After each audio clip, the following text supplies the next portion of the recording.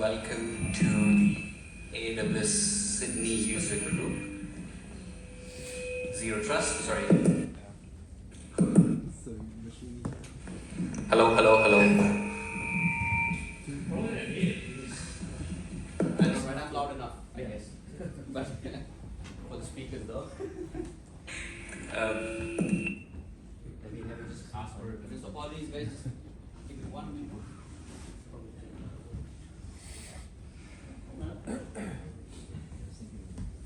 Some conflicts.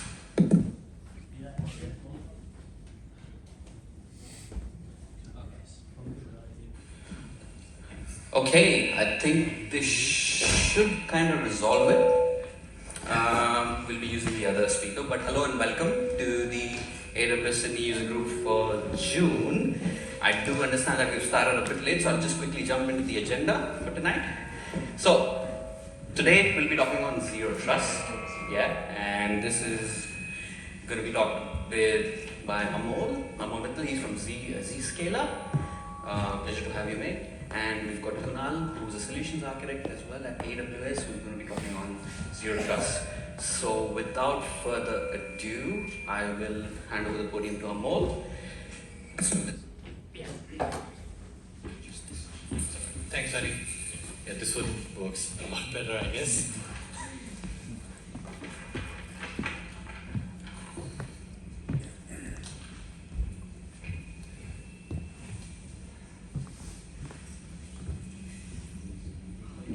Great, thank you.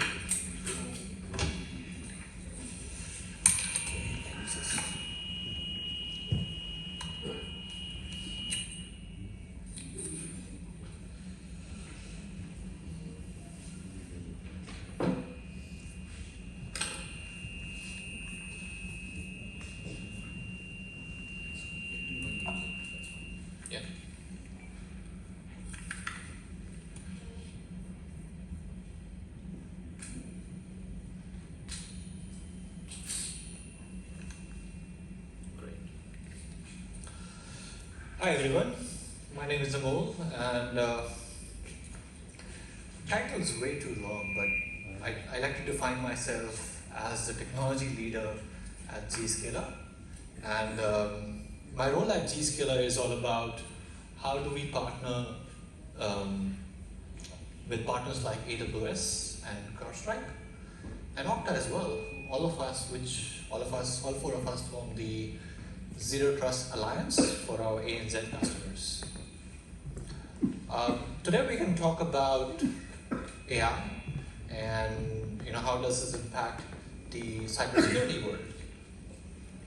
Now there is an obvious part how AI impacts cybersecurity, which is how can we leverage some of the AI capabilities to deliver better security outcomes to a customer.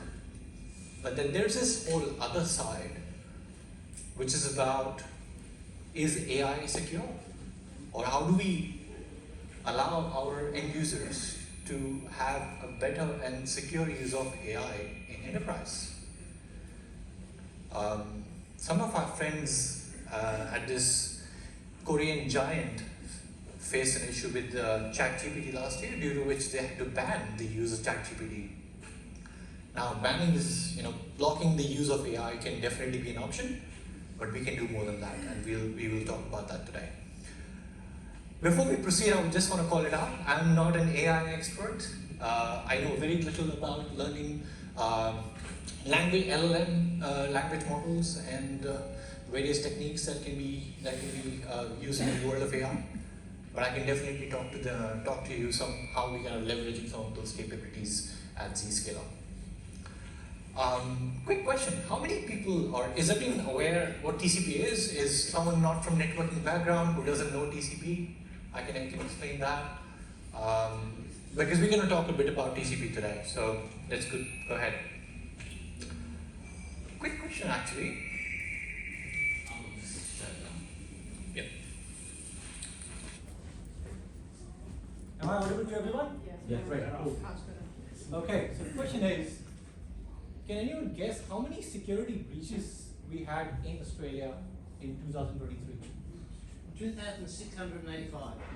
Sorry, what was that? 2,685. You went a little lower with that, but anyone else want to take a guess? 10,000. Sorry? 10,000. Oh, that's way too more. Oh, that we know of. Yeah, yeah. It's actually 890. Data has been published by this government agency, which is Office of the Australian Information Commissioner. They publish a report, notifiable data breaches report every 6 months. We had about 890 breaches alone in 2023. 69% of those were caused by a malicious attack. And of course, there was rest which were caused by a human error or by a system issue. But yeah, we can definitely see a lot of malicious activity among our customers, among the enterprises in Australia. About 52 of those affected more than 5,000 Australians and Australian residents, with about 12 of them impacting more than 100K users or 100K Australian residents in Australia. So those are the big numbers, right?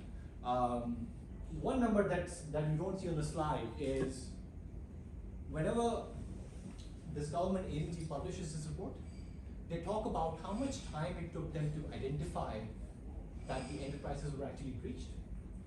And they publish this number in the number of days.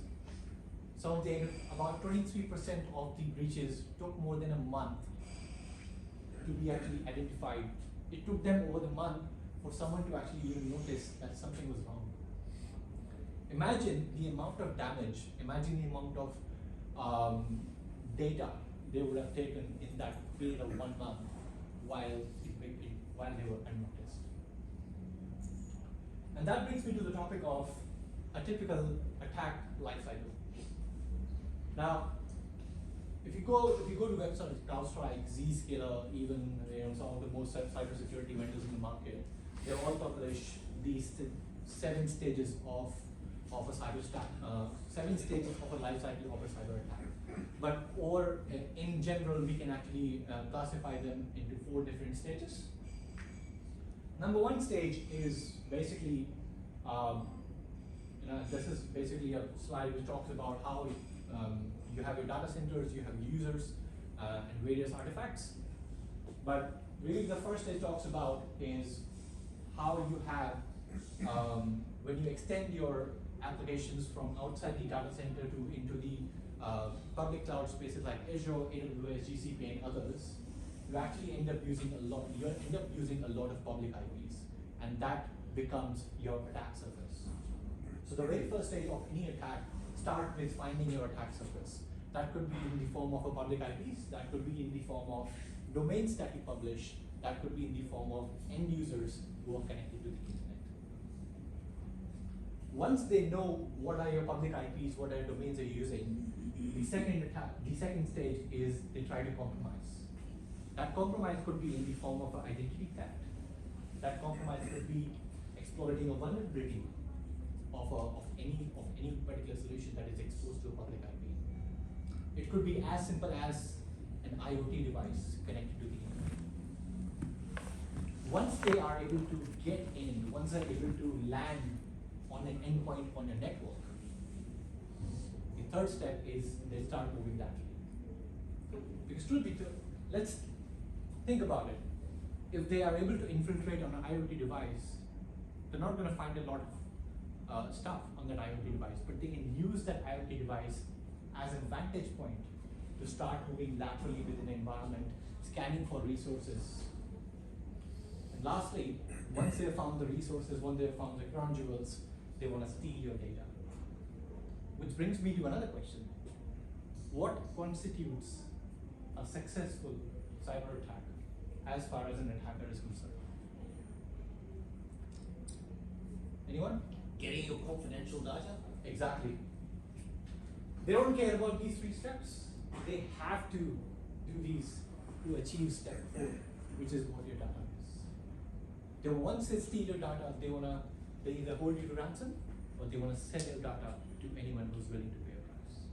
They may be your competitors, they may be anyone else. So yeah, they want to steal your data, and that's why you see a lot of attention in the market around data protection.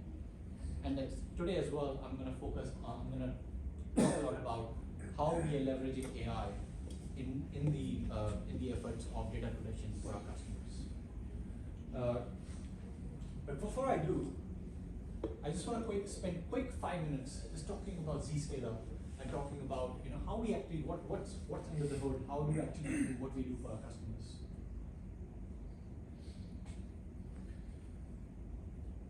One of the back in the day, if we wanted access to an application, say for example, even today, if I were to log into my Gmail, I would just go on a web browser and say gmail.com, right? I'm connected to Gmail. A window pops up. It asks me for username and password. I put in those, and I get login. I get access to my inbox, right? That's how majority of the applications used to work back in the day. Now in 2020, a government agency in the US, which is National Institute of Standards and Technology, they published a new standard, which is NIST 800-207, if I remember it correct. And this publication was all about zero trust architecture. And one of the major, they used to call it tenets, but really it's a recommendation. One of the major recommendation of that entire publication was that the verification of the identity should be before before the end user is connected to the application, which is in contrast to how we used to work. And our platform is basically designed around those particular principles. So in essence, you have your internet, you have your SaaS applications that you use, the host available publicly reachable internet, and then you have your public cloud and data center, which constitute your private applications which are managed by you. And then you have your end users. So once your users are trying to connect to the applications, we intercept every user activity, and we say stop. We terminate the TCP connections over here, and we verify the identity. We partner with identity providers like Okta, Enter ID, Ping Identity, all the major ones, and we verify the identity. We verify the destination that they're trying to connect to. And lastly, we verify the context of the application. What is the device they're coming from? Is it a managed device or is it an unmanaged device? What is the location they're connecting from? Is this the usual location they connect from, or is this a new location? Have we encountered impossible travel, which means have we encountered user activity from 2 different countries from the same user within a span of minutes, which may be because they might be using IP spoofing or VPN solutions. We try to understand the user risk behavior, and we take all of that information into context, and then we decide whether we want to make that connection possible or not. Once we do, we actually initiate another TCP connection to the application, and then we stitch the two of them. And that's how we actually that's how we provide zero trust connectivity for our customers. Similarly for private apps, the only difference is the connection from the Zscaler cloud to the application is reverse. That eliminates the need of a public IP. But all in all, the entire context of the decision-making process still remains the same. There is a lot of focus that we actually provide behind verifying the context of the request, and there's a lot of AI capabilities in that particular function of the Zscaler.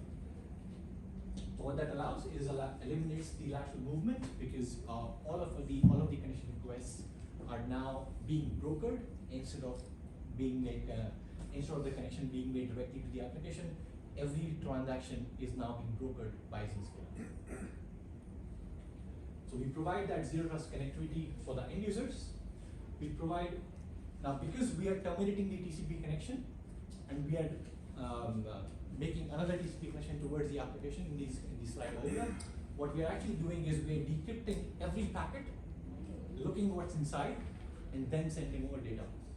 Similarly, when traffic is coming back from the internet to the end user, we're decrypting the packet, looking exactly at the payload, what's inside, and then sending it over to the user.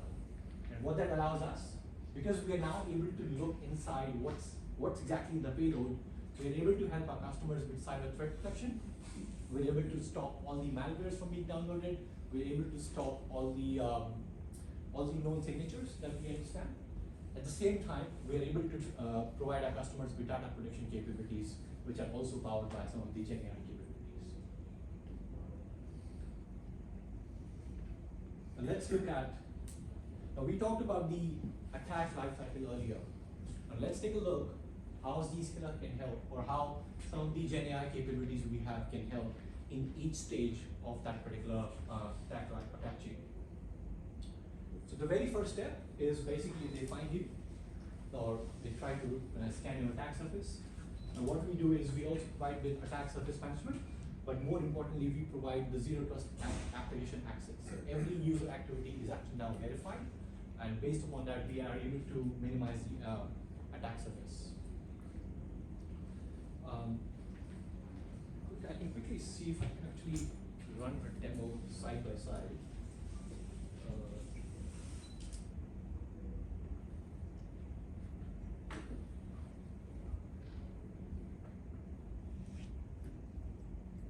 Let me just show you real quick. So this is the user client that we actually use. I'm just gonna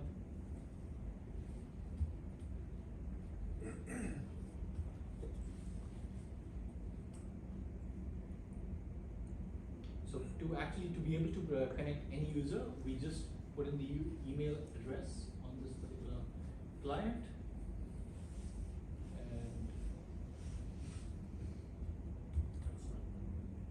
Sorry, come again?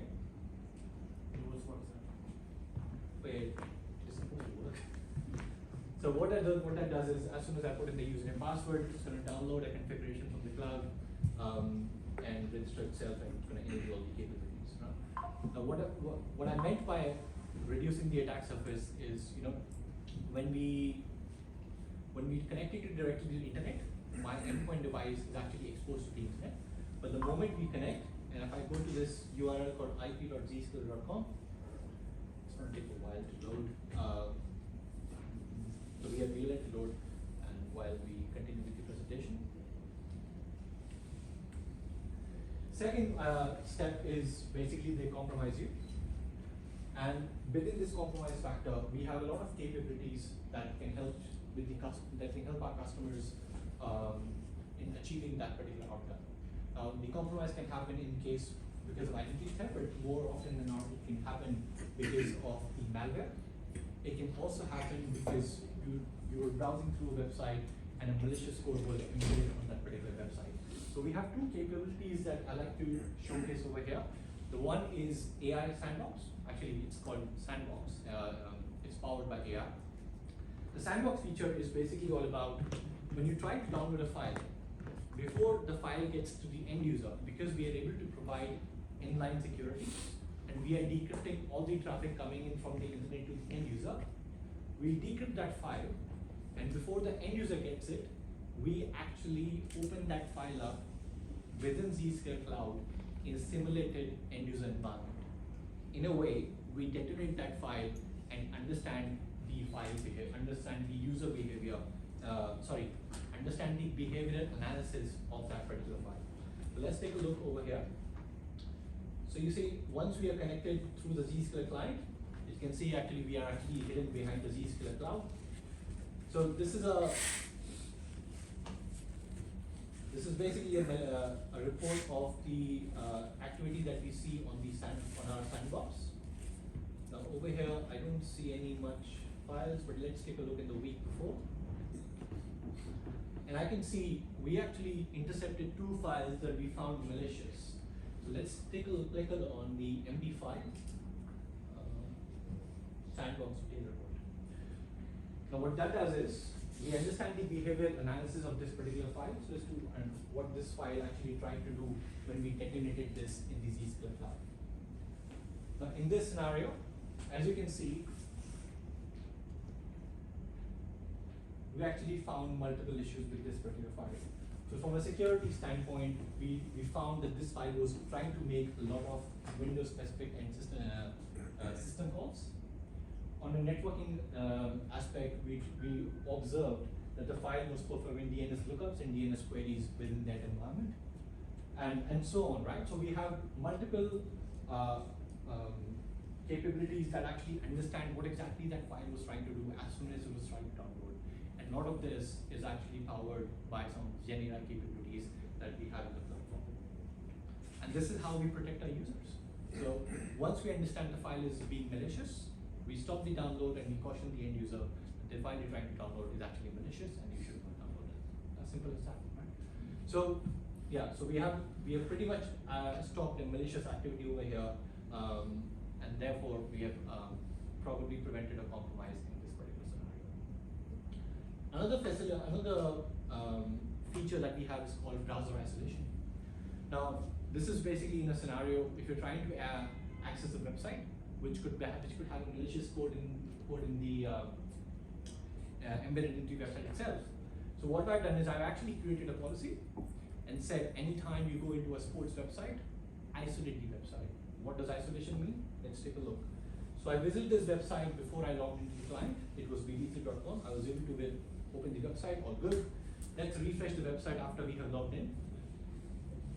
And what we see is the website is still loaded, but I'm not sure if you can actually see the URL from there, but the URL is no longer bbc.com.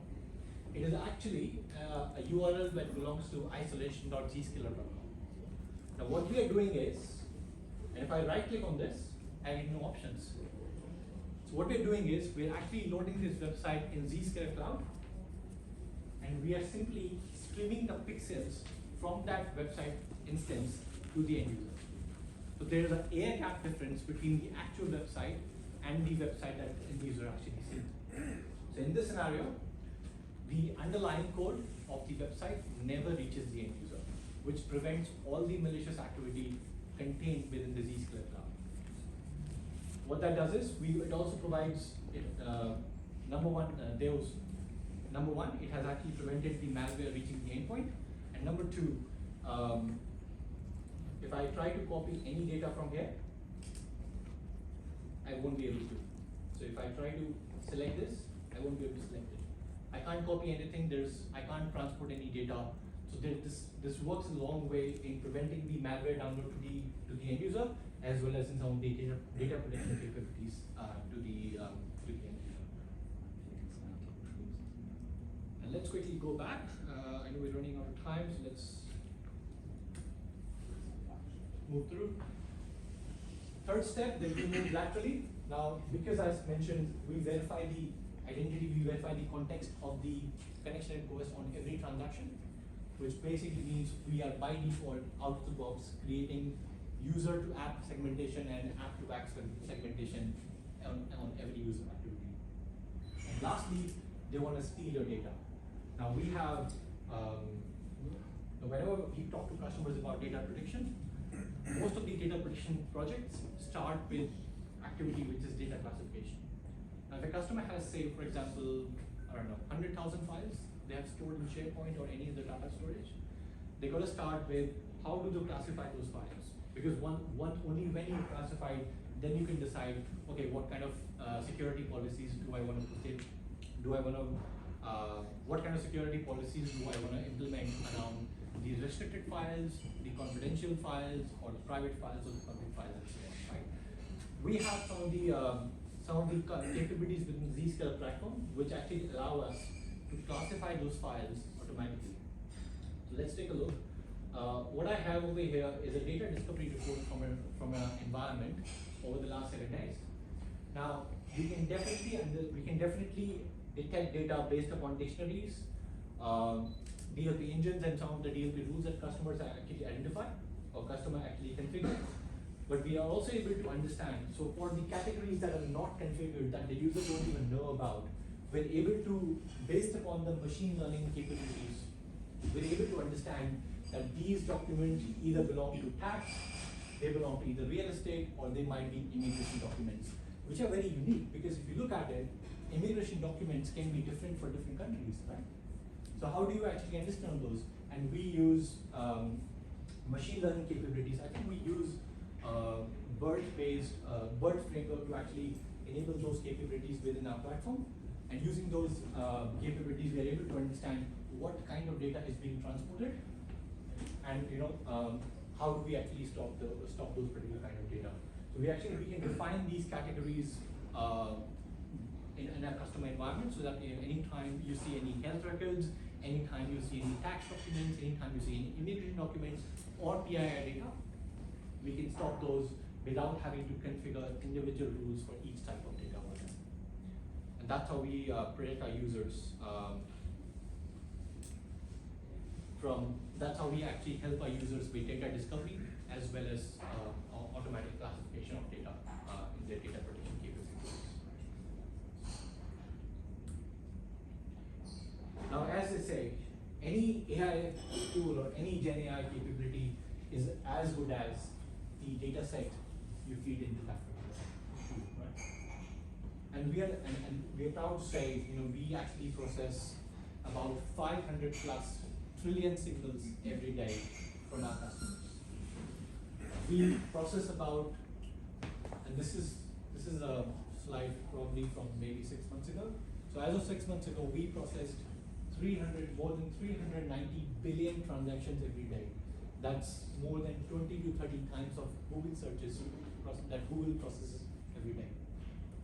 And we take all of that data and anonymize it, and we leverage all of that data to train our language, to train our engines to make sure that we're able to stop every user activity that we can possibly think could be malicious or could be dangerous to our customers.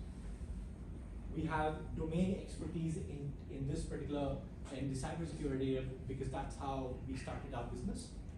We started our business in the world of the security web gateways, and we have been collecting data for the last 15 years, ever since we started, in order to fuel this particular engine.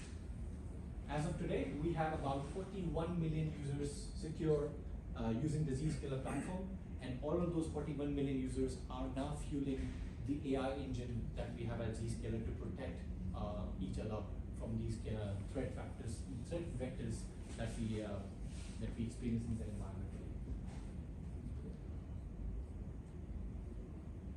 So and I'm just going to quickly rush through the other part of the AI, which is basically about how do we allow more secure use of AI in our environments. So we have recently launched a couple of new capabilities within the environment where we are able to understand and detect the AI any traffic that's targeted towards any AI tool, including ChatGPT. One of the capabilities we actually launched is granularity of visibility of data when our users are actually using ChatGPT.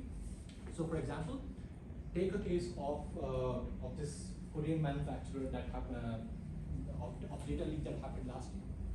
One of their users published an internal code to ChatGPT to try to create a prompt, and that data got leaked into the ChatGPT public environment. And eventually they had to block ChatGPT. What we help our customers with is we allow the use of ChatGPT within the environment, but because we are decrypting all the data, we are able to see what exactly is the prompt that's going to ChatGPT.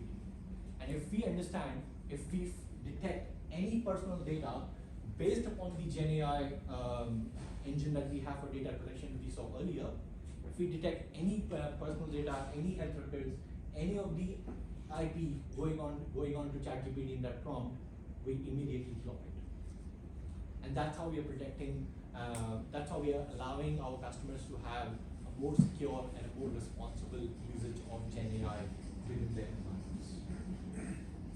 We're able to limit the risky actions, as I said, with the ChatGPT and the other AI tools as well. And lastly, we're able to protect the sensitive data that our customers are working with day in, day out, while allowing the use of ChatGPT, while allowing the use of AI tools within the environment. So in a nutshell, we have an AI-powered segmentation that we actually secure our customers with user to app and app to app segmentation out of the box. We have a faster time to data protection because we allow our customers to rely on AI for data classification so that they don't have to spend months and years trying to classify that data. We provide the AI-driven root cause analysis of our digital experience module that we didn't get to talk much about today, but we have AI-driven root cause analysis within our monitoring platform. And lastly, we provide AI-driven sandboxing verdicts which are immediate, which otherwise would take about 10 minutes or so with other platforms to actually provide a sandbox verdict. So that's pretty much, I hope that was informative. I'm happy to take any questions if you have any at this point. Yes? So earlier, like you gave example of Gmail or whatever, we were sharing data with just one entity. So does this mean Zscaler is going to read all the data that I have, whether it's in my email or in my application? How do I trust Zscaler to protect my information that's in that application, email, desktop, whatever? Yeah, certainly. That's a valid question, right? We all have our privacy, right? See, here's the thing. We provide our customers the capability to read into that data. Whether or not you do it, that's up to the Zscaler, that's up to the customer themselves, what level of visibility do they want. We don't store any customer data in our environment in order so that for those privacy reasons. So we have on our trust website, we actually publish the certifications that we have, and some of those go in the way of how do we actually understand how do we store customer data without impacting any privacy laws. Yeah, I mean, I can understand that part, but doesn't that fall into that same category where I'm increasing the surface area? Earlier I was just sharing it with one organization, which could be Gmail. Now I'm sharing it with Zscaler and Gmail. So that's increasing the surface area vulnerability on two applications rather than one. No, so attack surface area is all about how you're reachable on the internet. In this scenario, all the traffic that you're sending to Gmail through Zscaler Cloud is actually going over GRD tunnels and the IPsec tunnels. So all of that traffic is already encrypted. So what we help our customers with is removing their reachability from the internet. And that constitutes the surface area. Yeah. But you said, sorry, you said that all traffic going from client to the server and the response, they have been sent through your website or whatever. Yeah. So doesn't that like performance? No, that's the beauty of it, right? So even if you have a trusted connection initially, trusted connection between the two parties, and after that, all communication is monitored by. Is that? yes, correct. So literally every communication, every packet goes through Zscaler Cloud after, so let's say we're trying to connect to Gmail, every connection, every packet from that PC to Gmail is actually going through Zscaler Cloud. And yes, it adds about 100 milliseconds of delay, but that's about it. And we certify, we have an SLA with our customers about 5 nines. So 99.999% of the time, we actually provide those packets with a delay less than 100 milliseconds to our customers. So, and we are able to do this obviously with a very scalable environment that we have. But more importantly, we are not backhauling all the traffic to a single location. We operate Zscaler Cloud out of 150 clusters throughout the world. That's about 80 different locations, 80 different cities. In just Australia, we have our clusters located in Sydney, Melbourne, and we are launching Perth, I think in a couple of weeks. So, and because when our customers sign up, so let's say if you sign up a customer in Australia, they don't sign up to one single location to Sydney or Melbourne or Perth. They sign up to the locations we have around the globe. So if the user is actually located in the US, we provide them connectivity through Zscaler Cloud, through Zscaler cluster in the US, not in Australia. And that's how we manage the user experience as well. Does that answer your question? Yeah. Great, thank you. Okay. So in this question, then there are possibility to run our LLMs in our local computer. Can Zscaler? Sorry, yes, get your question. There are possibilities to run our LLMs on our local device. Can Zscaler detect any what kind of response? I understand the first part. So you're trying to run your LLMs on your endpoint. Yeah. What is your question? Can the Zscaler system detect what are we typing into? We only monitor the traffic when you initiate a request towards an application. If you're running anything on your PC, we don't see into that. All we look at is network traffic. We don't see into the end user we don't see what's happening on the laptop.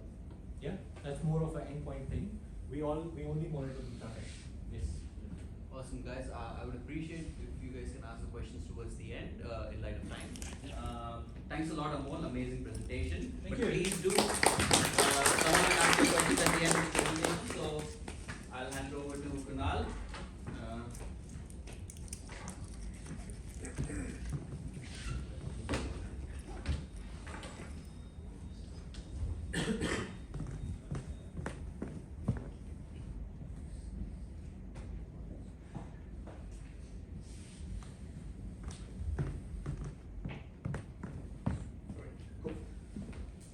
Everyone, my name is Kunal. I'm a solution architect at AWS, and I've been with AWS for close to 4 years now. Actually, 4 years now today. And I'm also one of the networking SMEs, and this year particularly, I've seen a lot of customers talking about zero trust. So today I thought I'll share with you what does zero trust to AWS mean? Like, what's our prescriptive guidance? What's our perception of zero trust? So let's get started. I've structured this in 3 sections. So first, to understand what are the core principles we talk about when we talk about zero trust. What are the use cases around zero trust? Then I'll share with you what are the new services that we've built to help you build zero trust architecture on AWS. And last thing would be, how do we see zero trust on AWS? Like, what's our vision of AWS, of zero trust? And if you've been working with AWS, you know all our product roadmap is built with customer feedback, right? We listen to customers where they are, we meet them where they are. Right? So based on what customers have told us, they want to adopt zero trust because they have evolving requirements. They want to transform their network architecture. They want to build defense in depth. The second category of customers have been, there have been regulations which require them to comply with zero trust, especially in US. There have been executive orders from the Office of the President of the United States to enforce all government agencies to adopt zero trust, for example. I'm sure Australia would not be far behind. And then there is a need for precise audit guardrails around who's connecting, how they're connecting, what they're accessing, all sorts of user control and guardrails. So we thought zero trust has to have some sort of definition. And this is what AWS thinks of zero trust. It's not a tool that you can buy and implement from AWS perspective. It's not a framework, it's a security model coupled with a mechanism that doesn't solely rely on network parameters or network perimeters. Right? The way we think of zero trust is network boundaries coupled with identity. There's no or choice. It has to be a coupling of identity with network. So let's talk about, to support that definition, we've got 3 guiding principles. There's no binary choice. Try to avoid binary choice. Work backward from your use cases. Identify your use cases. Yes, it's easy to say zero trust, but what is your actual use case? You should work backwards from that. And as with any AWS service, one size doesn't fit all, right? So you have to again go by case basis. Let's start with the first one, avoiding binary choice. Now, traditionally you would have, as Amol also explained, identity centric, right? So a user is trying to check its identity if the user is authenticated, authorized to access or not. And a simple example is S3 bucket here, right? You have a resource policy on it, and you write policy on it. Sorry, you have S3 bucket, and you write a resource policy on it to authenticate the incoming resource and authorize that resource to access files or objects on that port. Again, from a network-centric approach, you have all sorts of controls like security groups, subnets, VPC classification, like who can access where the connection can come in. from zero trust perspective, it's an and, it's not an or, right? It has to be, the controls have to be from a network perimeter and coupled with policies, right? So the controls that you apply, it'll be best to have context awareness there. Where the request is, and the policy that you apply at this point here would know, you can write all sorts of policy where the request is coming from, who's trying to access, and what they're trying to access. The second principle is work backward from your use cases. And these three are a broad classification of use cases that we've come across. Human to application, think of someone sitting from your offices trying to access your corporate environment from a cafe, for example. Right? Machine to machine, quite often we come across use cases where there are multiple microservices being deployed in an environment and they're trying to talk to each other. And then IoT, unsecured access, right? Coming from any sort of IoT devices, any devices in the field trying to talk to your resources. They all have same technical principles. They're all trying to achieve technically secure access, but they have different objectives, right? Again, going by the use cases, they are different objectives. The focus should be on the problem to solve.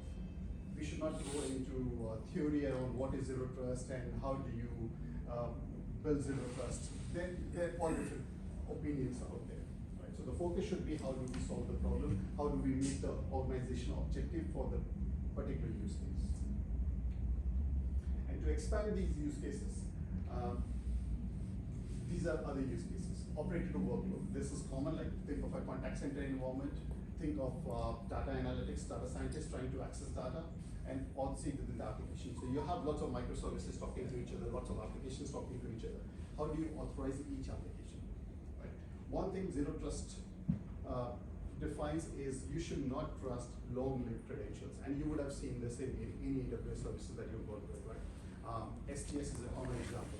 Assuming role in a different account, they are not long-term credentials.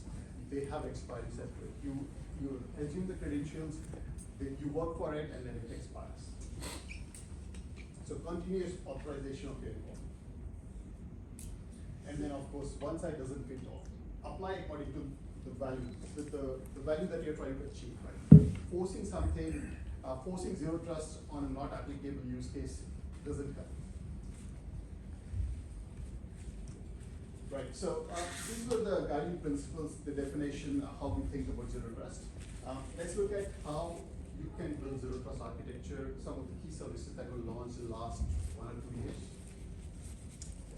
Let's start with the first use case, which is unsecured access, which is your employees trying to access your environment through unsecured access, unsecured environment through cafe, internet, over internet, and things like that. So originally, you would have VPNs, client VPNs. You would install VPN clients on your employee laptops, and they would try to access your corporate environment. Or you would put together some sort of web application through WAFs and shields and things like that, and then you expose that to your employees with multi-factor authentication, things like that. And so in this space, we have launched something called AWS Verified Access, a short form AVA, AVA. We call it AVA or AVA. It helps you improve your security posture. You can securely expose your application on internet with multiple signals combined. Of course, you will have identity provider. You would have, think of Okta, think of any identity provider that will authenticate your user. You could also integrate it with the device posture. Your laptop that is trying to access it would send a signal that the device is clean using things like CrowdStrike, for example, installed on the device, right? So it collects multiple signals, it runs a policy. So this is a typical architecture. You would create a verified access. So this is your application. You would have a load balancer in front of it. You put that load balancer, you put verified access in front of the load balancer, and this endpoint is then exposed to user. Any request that is coming in would go through this policy here. That will verify the signals, as in like identity, it will verify the device posture, you can command multiple signals. And the best thing is it gives you all sorts of auditing, right? We integrate with multiple SAM, ISV solutions to give you all sorts of analytics on who's trying to access what they're trying to do. And these policies are authored by you for each application. for each application, the administrator team or whoever writes a policy, specific policy, and these policies are evaluated for every request that comes in. It's not that once you have access, you are allowed access. Moving on, second use case, which is machine to machine, which is a typical use case here is you may have multiple services deployed, microservices, think of multiple application, HR application, trying to talk to a database, trying to talk to a different payroll systems and things like that. And those services could be running on Lambdas, they could be running on EKS, ECS, any sort of compute that you can think of. Typically, customers have leveraged security groups, they've leveraged private link if you're talking to a SaaS provider, or for VPC endpoints for APIs, hosting Lambda, things like that. So in this space, we have Amazon VPC Lattice. And if you are a developer, if you are familiar with likes of transit gateway, VPC peering, there is a networking component that you need for VPCs to talk to each other. And if you have microservices deployed all across different accounts of different VPCs, there is no networking required. If you're a developer, you focus on developing your microservices. You bring in VPC Lattice, it integrates everything together for you. Not only that, it runs policies. You write fine-grained policies. For example, service A is allowed to talk to service B on a particular method, HTTP method. So you can say only put is allowed, for example. Right? So you can write all sorts of fine-grained policies. Again, I'm focusing on policies. I'll come back to that point, but policies are very important in Zero Trust. At every point you write policies. So this would be the previous architecture, and the Lattice, you focus on your workloads, you focus on your EC2 instances, applications, wherever they are, whichever compute types you've used. Lattice comes in between, it connects everything together. There's no internet gateway involved here, there's no NAT gateway involved, there's no VPC peering, there's no transit gateway, and if you're from a networking background, you can think of all the complexity goes away. There's no network path between the services, everything goes through VPC Lattice. VPC Lattice gives you linked local addresses, which is 169 to 54 addresses. They are not routable on the internet. It's like an instance metadata that we would put you on EC2 instance. And of course, it uses policy management there. So those are the two use cases. We wanted to represent your world. We wanted to bring it all together, and as I said, focus was on policies. And for those two use cases that I've shared, our view was to build a policy engine that was easy for you to build services. So let me give you an example. You all are familiar with IAM. IAM applies policies, user policies, role policies, whatever it is, only for AWS resources, right? SQS, Lambdas, whatever you can think of. But if you have an application running, you cannot write a policy for your application. It's not meant for your own application. It's only meant for your IAM, for AWS resources. But if you're writing your application, there was a need for authorization management for your applications. And when you're talking about Zero Trust, your application needs to authorize other applications, other microservices, other users. So we were looking at the approach to help you build those policies. And those policies, we wanted them to be expressive, easy to write, performant, and provable. This is very important. If you use IAM again, there is an IAM policy analyzer which helps you prove that whatever policy you have written will give you the expected result. And so we wanted something that you can demonstrate to yourself or your team that it is what it is expected. And so for that reason, CEDAR was launched. It's an open source project by AWS. You can go around and write policies. The policy structure looks like IAM policies, but it's very simple, very powerful, and it gives you role-based access control, attribute-based access control, and it's very flexible. So policy, as I said, was a theme of Zero Trust. And on that note, we wanted to help customers to build custom authorization in a scalable way, in a very seamless way. So in this space, Amazon Verified Permission was launched last year. It's a scalable permission management system. It lets you define fine-grained authorization for your applications. Your application can determine who can access, what they can access, how they can access. Right? Think of it, Without this, you would typically write all authorization rules in a database, and you would write an API layer on it. You send a request to that with the context, and you look up the database and you apply the rules. This is a managed service which can do everything. So separately create policies. So you create your authorization policies, you manage all sorts of fine grain, you define all role-based access control, attribute-based access control, and as with anything else, you can really build the audit framework on that. So think of it, application, you write authorization rules, but from a security perspective, if someone comes and tells you who can access, can I get an audit of it? It's not easy to pull it out from an application. But with the CloudTrail integration, it's very easy to pull out all sorts of audit information to verify permission. All right, so I've covered help you understand the principles and the use cases. We've seen the AWS services that help you build the zero trust principles. And let's look at the envision, how we see it. One important thing that we see is ubiquitous authorization everywhere, starting from a network parameter to all the way to application database, for example, right? Going defense in depth, authorization will be there, has to be there. And authorization with the shared auth context, right? What I mean by that is a request comes in, let's say it goes to a Lambda function, which assumes a role to a database on your behalf to execute a query, right? So the user authorization context should carry all the way to that database to say that, yes, Lambda function has assumed that role, but with this user context. And that gives you consistent authorization evaluation combined with rich analytics, and at every point you get all sorts of analytics on who was accessing, what was accessed, and what was the outcome. So that was it from me. This is a very opinionated guidance for us for Zero Trust. Thank you. Has anyone got any questions for Kunal? Okay. Happy to answer any questions. You mentioned about AWS verified access. Does it kind of alternative to the previous presentation that we had about Zscaler? Yeah, so what I famously commonly use this phrase is AWS is Lego blocks. Right. So we don't provide you solution. These are Lego blocks. You can put together to build a solution. It is a service that helps you build zero trust connectivity. You know, VPN scenario. They are ISP partners who are in the same space. But again, it depends on the use cases that you're looking. For example, you already have Zscaler subscription, you're already working with them, you might want Zscaler solution in your ecosystem.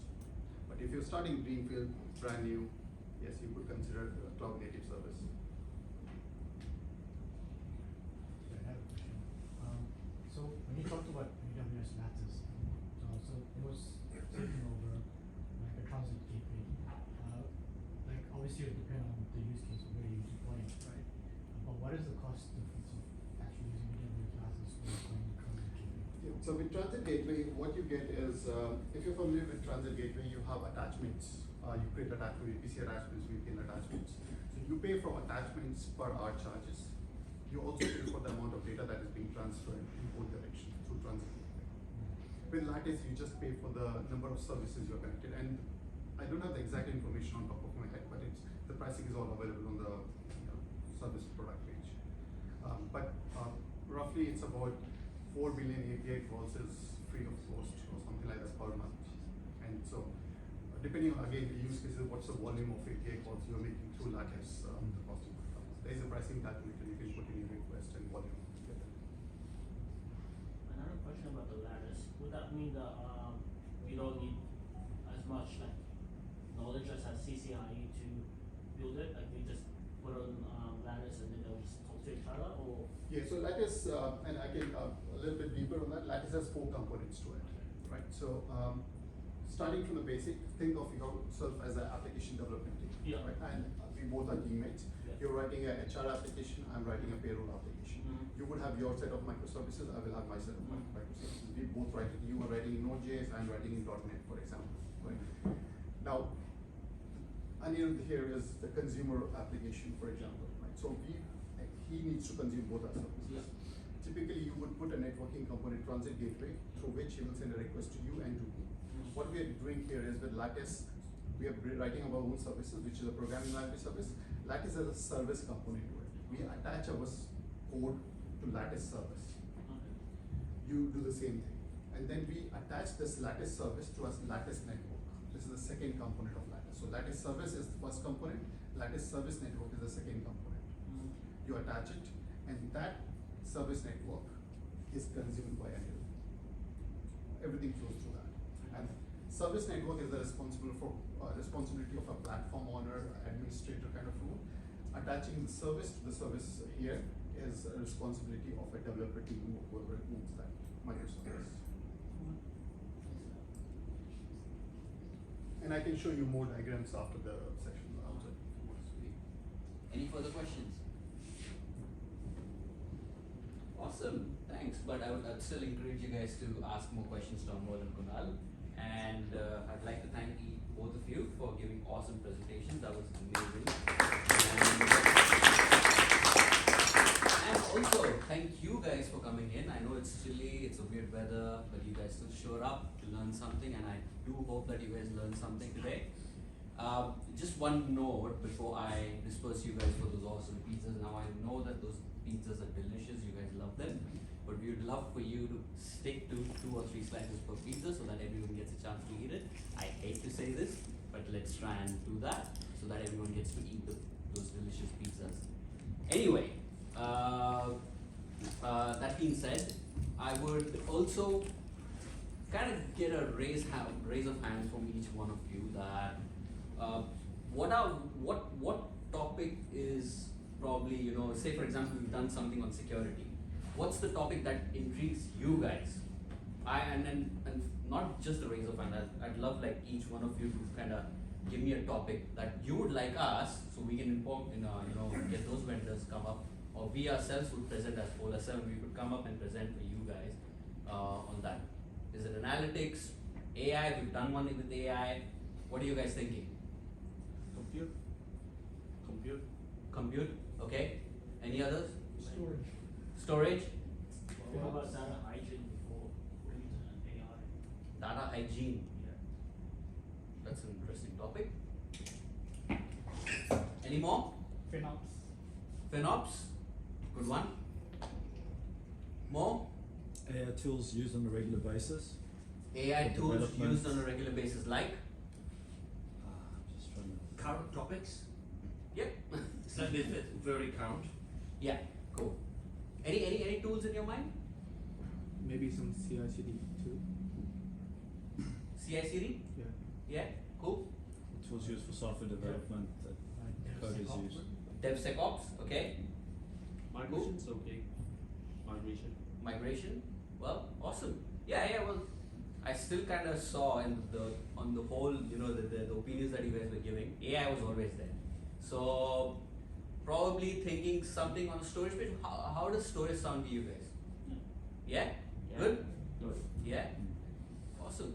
Well, thank you so much, guys. I won't pause you guys more. Your pizzas are waiting. Your beers are also waiting.